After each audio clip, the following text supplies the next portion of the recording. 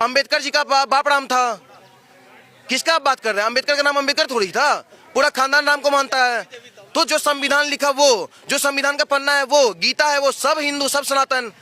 तो नदी और नाला कोई कंपैरिजन ही नहीं है। अगर आपको नाला बनाना है इस हिंदुस्तान को, आप बना लीजिए, हम तो नहीं बनने देंगे। देख बेटे, जिस राम की तू बात कर रहा है, तेरी कोई औकात नहीं है कि तू उनके बारे में कुछ बोल जा। तो अपने राम के बारे में बोल, कुछ भी बोल, हमें कोई गिला शिकवा नहीं है। जिस राम जी सख्तपाल की तू बात कर रहा है बेटे, वे तेरे बाप के भी बाप थे, बल्कि पूरे देश के बाप के भी बाप थे वे तो।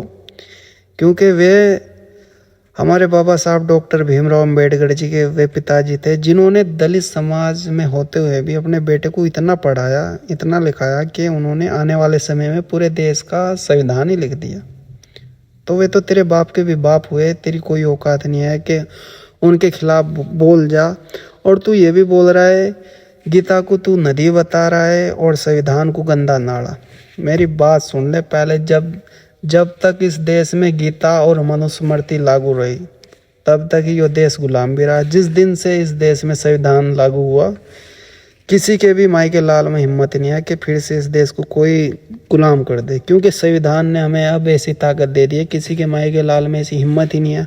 हम लोगों को बराबर से लड़ने का अधिकार और बराबर से बोलने का अधिकार जो दे दिया है।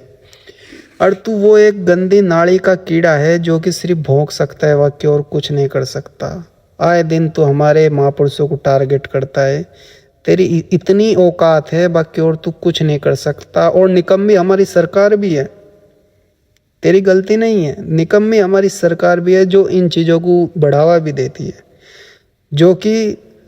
जो सरकार इस देश में नफरत फैलाना चाहती है और अपनी राजनीति करना चाहती है। तू तो उनका सिर्फ एक छोटा सा मोहरा है।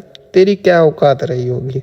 तू तो सिर्फ एक गंदे नाली का कीड़ा है और तू एक बाप का भी बीज नहीं है। पता नहीं कितनी जगह तेरी माँ फिरी होगी जब जाकर तू पैदा हुआ होगा।